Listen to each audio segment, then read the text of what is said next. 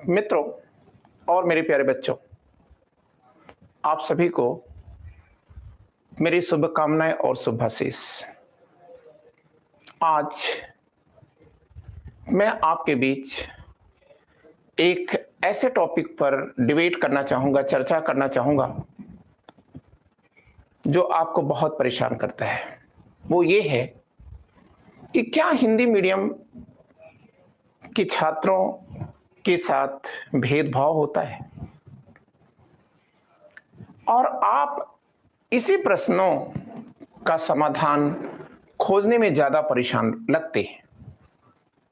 और अगर मैं कहूं तो ये कह सकता हूं कि आप एक डिप्रेशन के भाव को लेकर के अपनी तैयारी करते हैं, जो कि एक जायज बात नहीं है। संघ लोक सेवा आयोग जैसा एक प्रतिष्ठित संस्थान किसी विषय को लेकर के कोई डिस्क्रिमिनेशन करे, ऐसा सोचना ही उसके प्रति जायज नहीं होगा। मैं आपको बताना चाहूंगा कि यदि हम पुराने रिकॉर्डों को देखें तो हम उन पुराने रिकॉर्डों में पाते हैं कि यूपीएससी लगभग 20 से लेकर के 25% तक हिंदी मीडियम के छात्रों को हर साल चयन देता है। और यदि भेदभाव की बातें होती, डिस्क्रिमिनेशन की बात होती, तो ये 20 से 25% लोगों को भी नहीं होना चाहिए था। और हमने पुराने रिकॉर्डों में देखा भी है कि तमाम ऐसे लोग आए हैं जिन्होंने बहुत अच्छा रैंक प्राप्त किया है। तो ये सब क्यों होता है? तो निश्चय ही आपके मन में ये कोई गलत बात नहीं है कि अंग्रेजी मीडियम के जो छात्र होते हैं उनका चयन ज्यादा होता है। तो आइए जरा हम लोग एक तुलनात्मक अध्ययन कर लें कि इसके मूल में सत्य क्या छिपा हुआ है। तो देखिए, सत्य तो ये है कि यूपीएससी के जो प्री एग्जामिनेशन है, इसमें 70% लड़के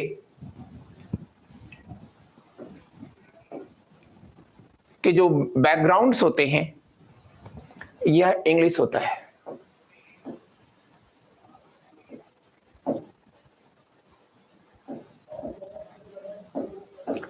अब ये जो 70% लड़कों का बैकग्राउंड है ये इंग्लिश है।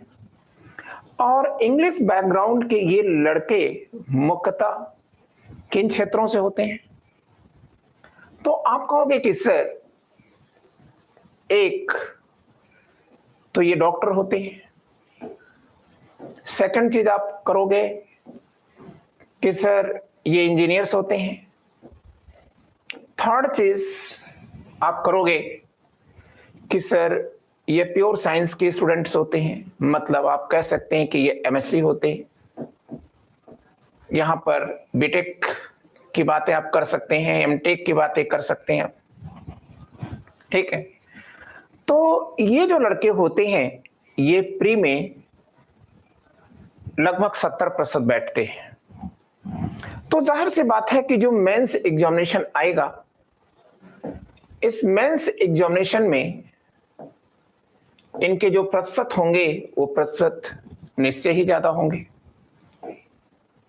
ठीक है। इनके जो प्रतिशत आएंगे वो भी ज्यादा होंगे, ठीक है। तो ऐसी स्थितियों में जो चयन होगा वह अंग्रेजी मीडियम के छात्रों का ज्यादा होता है, ठीक है। इसके अतिरिक्त और क्या बात है कि हिंदी मीडियम के जो छात्र हैं अगर वास्तव में पिछड़ रहे हैं तो क्यों पिछड़ रहे हैं, जरा मैं आपसे ये बातें कर लूं। देखिए, ये जो साइंस स्कॉलर्स होते हैं जिनके बैकग्राउंड में विज्ञान होता है, आपको यह भी जानकर के आश्चर्य होगा कि विज्ञान के भी छात्र जरूर होते हैं, ठीक है, लेकिन प्राय इनके जो मेंस में सब्जेक्ट होते हैं वो ह्यूमैनिटी से होते हैं, या आप कह सकते हैं कि आर्ट्स से होते हैं। लेकिन फिर भी वह इन विषयों को लेकर के, मानवीय विषयों को या मानकीय विषयों को लेकर के वो बहुत अच्छा क्यों कर जाते हैं? ठीक है, ये अच्छा क्यों कर रहे हैं? तो आपको मैं बताना चाहूंगा, क्योंकि इनकी सोच में अंतर होता है। क्या सोच में अंतर होता है, पहले तो आप ये देखिए, ठीक है। ये जब भी कोई पढ़ाई करते हैं तो लॉजिकल पढ़ाई करते हैं, कार्य और कारण का उसमें संबंध खोजते हैं। क्लियर? जो ह्यूमैनिटी के सब्जेक्ट हैं उसमें आखिर साइंस बैकग्राउंड का बंदा वो आता है और साल भर के अंदर वह अच्छा क्यों कर जा रहा है? तो आप कहेंगे कि सर उसकी जो सोच है, जो उसका अध्ययन है, उसके अध्ययन में ये कार्य कारणवाद का सिद्धांत है, मतलब लॉजिकल वो अध्ययन करता है, ठीक है। और ऐसी स्थिति में वह विषय पर पकड़ बना जाता है। क्लियर? और मैं आपको एक बात और भी याद दिला दूं, आप उसे ध्यान से सुनिएगा कि एक्चुअल में जो ह्यूमैनिटी के सब्जेक्ट है, जैसे मान लीजिए कि हमने हिस्ट्री की बातें कर दी, हमने पॉलिटिकल साइंस की बातें करी, तो मैं आपको यह बताना चाहूंगा कि देखिए, चाहे वो हिस्ट्री हो, चाहे वो पॉलिटिकल साइंस हो, चाहे वो इकोनॉमिक्स हो, ये सारे सब्जेक्ट विज्ञान ही तो हैं, ठीक है। और वो विज्ञान को विज्ञान की तरह से लेते हैं। अब आप अगर देखें तो हिस्ट्री की डिफिनेशन देते हुए आयरिश इतिहासकार जेबी ब्यूरी,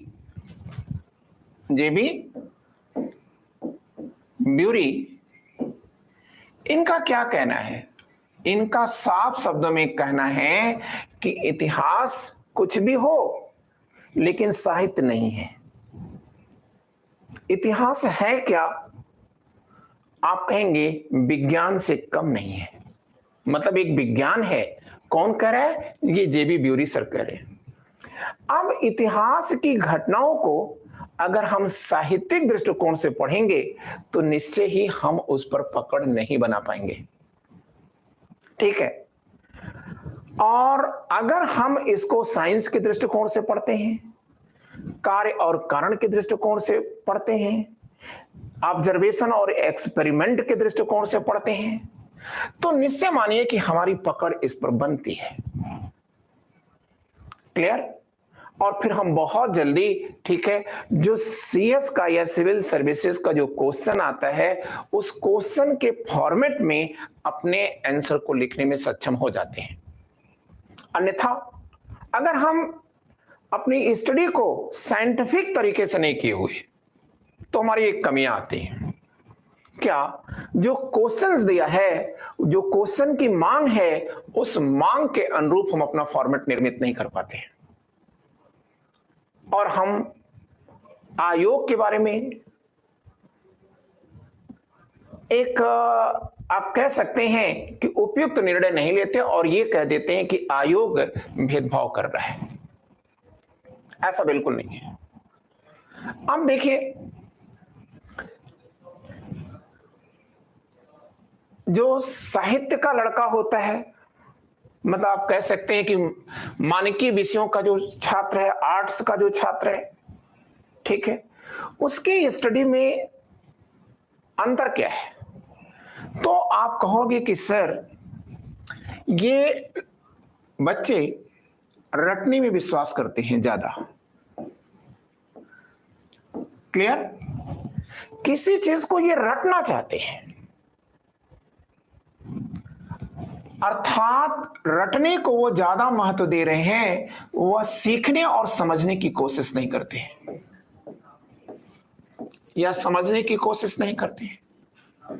तो अब आप याद रखिएगा कि जब आपने सीखा नहीं और समझा नहीं, ठीक है, तो आपके अंदर, ठीक है, इंटरडिसिप्लिनरी अप्रोच नहीं आएगा। ठीक है, क्या नहीं आएगा?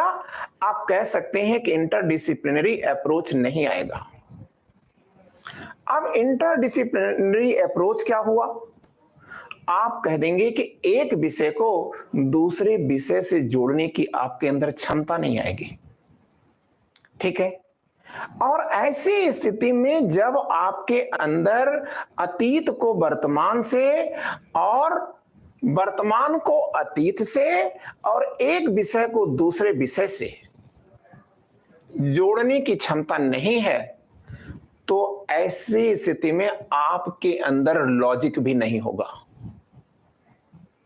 ठीक है, आपका जो लेखन शैली होगी, लेखन का जो आर्ट होगा, उस लेखन की कला में एक बहुत बड़ा ड्रॉबैक आ जाएगा कि आप, ठीक है, बात को समझ करके और समझा करके नहीं लिख पाएंगे।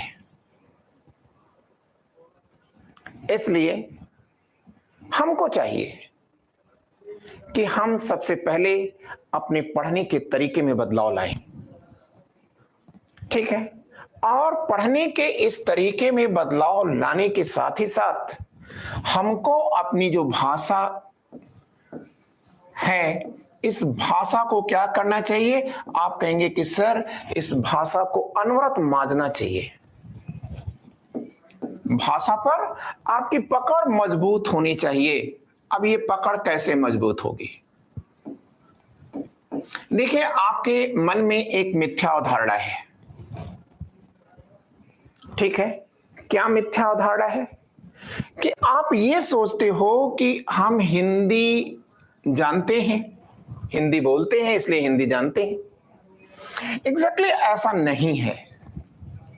ठीक है, आप हिंदी क्षेत्र में पैदा हुए, हिंदी आप बोल लेते हैं, हिंदी आप समझ लेते हैं, लेकिन हिंदी में कैसे एक मजबूत प्रस्तुति दिया जाए, कैसे शब्दों को एक दूसरे से गूंथ करके आकृति बनाई जाए, आप ये नहीं कर पाते हो। ठीक है, जबकि अंग्रेजी मीडियम में जो छात्र लिखते हैं, उनकी एक बात आप याद रखिएगा कि अंग्रेजी वह उनकी मदर टंग नहीं है, लेकिन उन्होंने अंग्रेजी को क्या किया है? अंग्रेजी को सीखा है, और जब सीखा है तो उन्होंने ग्रामर भी सीखा है, उन्होंने स्पेलिंग भी रटा है, स्पेलिंग को समझा है। ठीक है, और समझ करके फिर जब वो लिखते हैं तो उसमें ग्रामेटिकली एरर्स न्यूनतम होती हैं।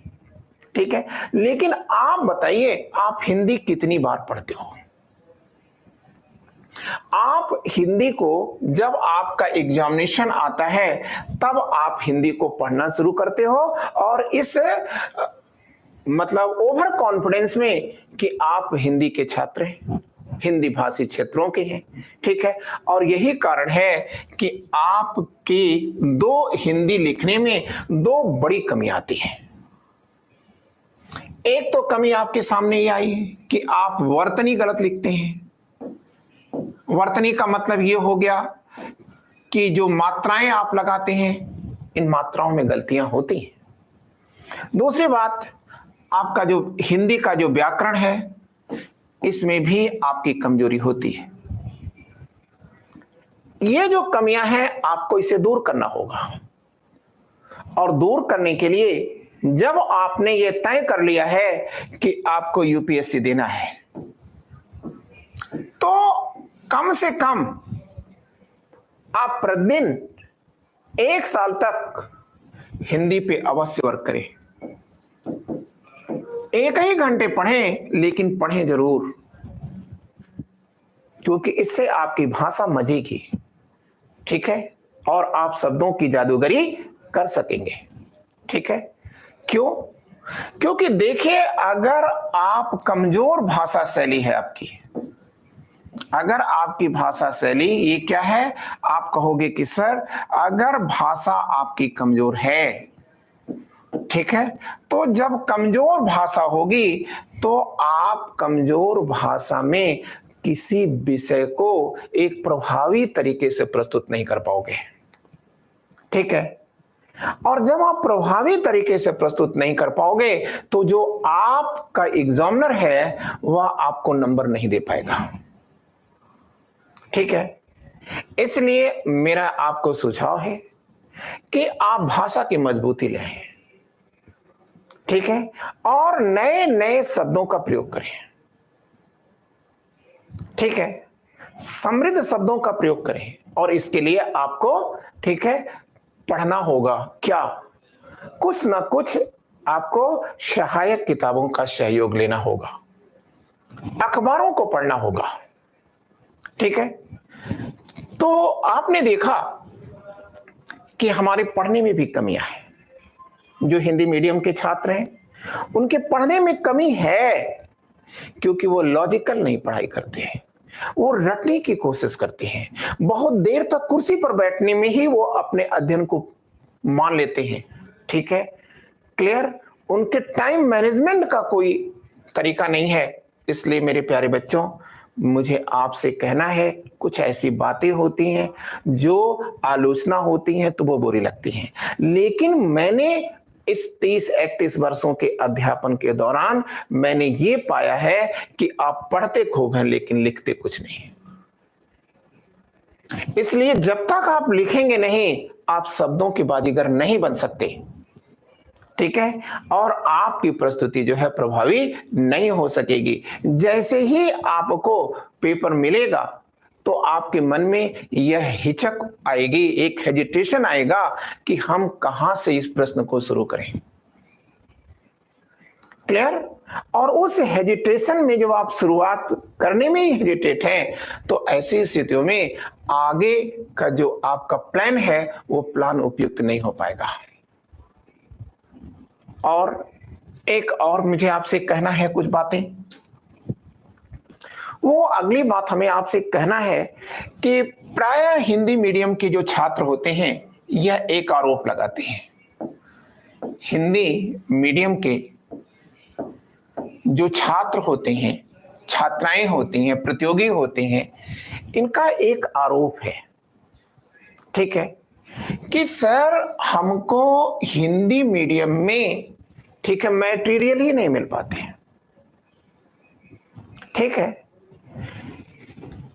तो मुझे आपसे कहना है, ठीक है, कि ऐसा सोचना भी आपका जायज नहीं है, ठीक है, क्लियर। क्योंकि हिंदी मीडियम में अगर आप न्यूज़पेपर तलाशते हैं तो क्या हिंदी मीडियम में जनसत्ता नहीं आता क्या, ठीक है। हिंदी मीडियम में क्या बिजनेस स्टैंडर्ड नहीं आता क्या, ठीक है।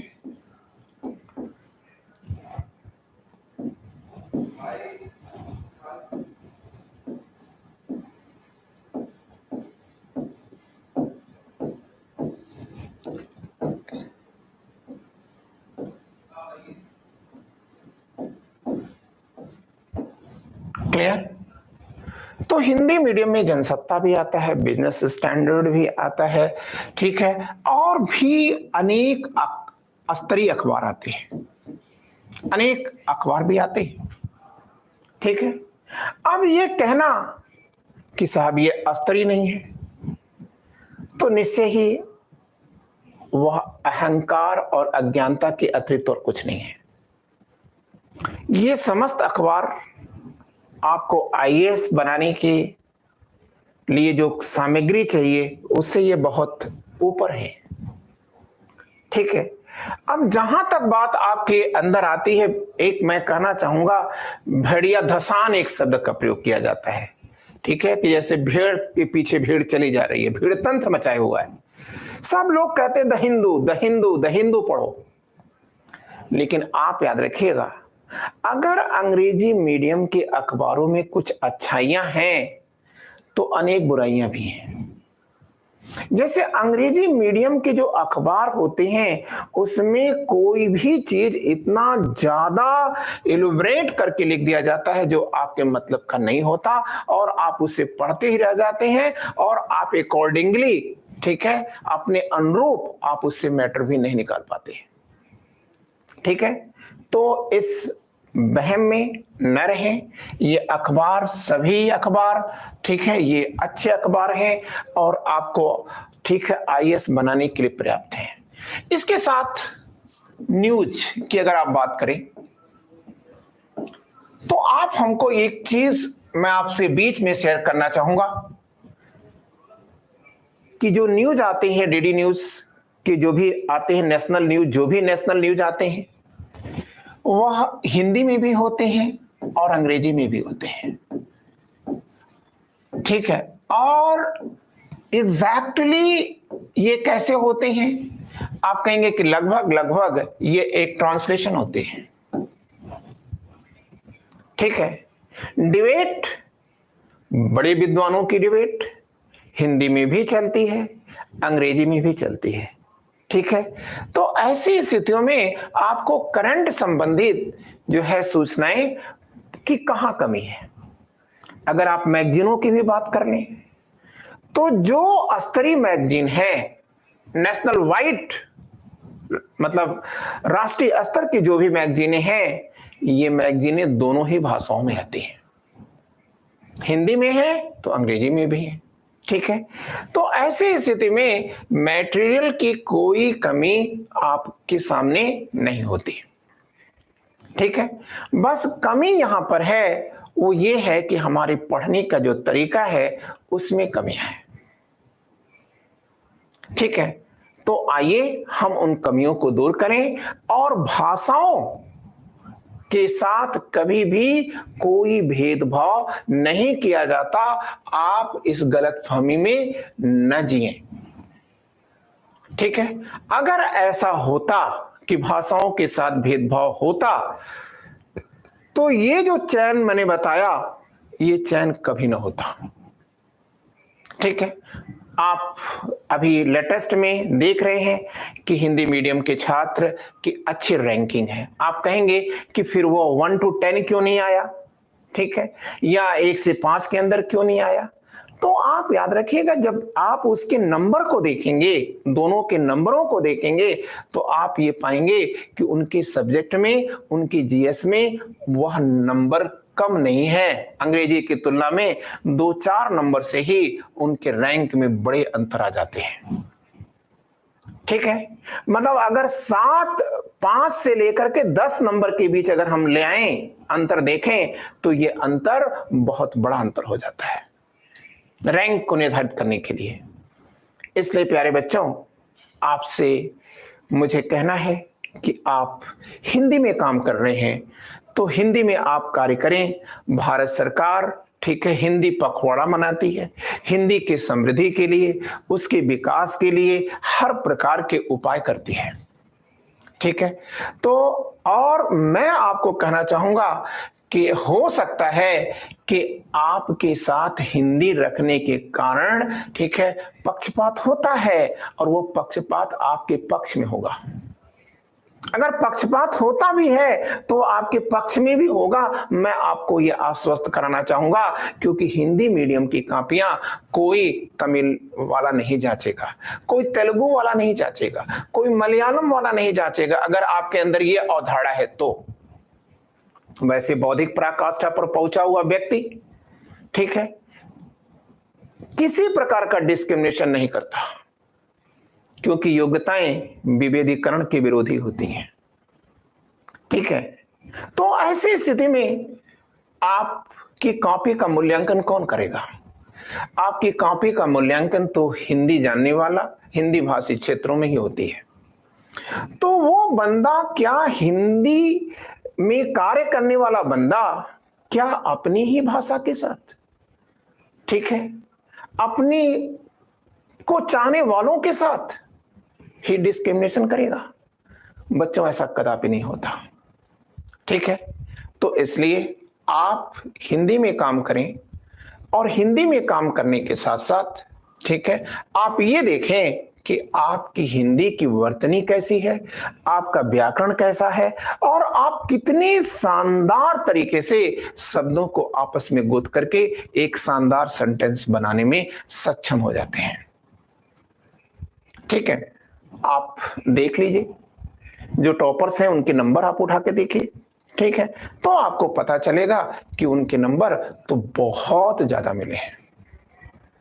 मैं नाम तो नहीं याद कर पा रहा हूं, लेकिन मैंने देखा कि 200 में, ऐसे में 200 में, ठीक है, लोगों को 128 130 नंबर तक मिले, ठीक है। मेरे बहुत सारे स्टूडेंट हैं, ठीक है, जिन्होंने सब्जेक्ट के अंदर, जीएस के पेपरों के अंदर, ठीक है, ये बहुत शानदार अचीवमेंट प्राप्त किए हैं, और ये इस समय बड़े अच्छे रैंकिंग को लेकर के या तो ट्रेनिंग करने हैं, या ट्रेनिंग से बाहर हो चुके हैं, या पोस्टेड हैं।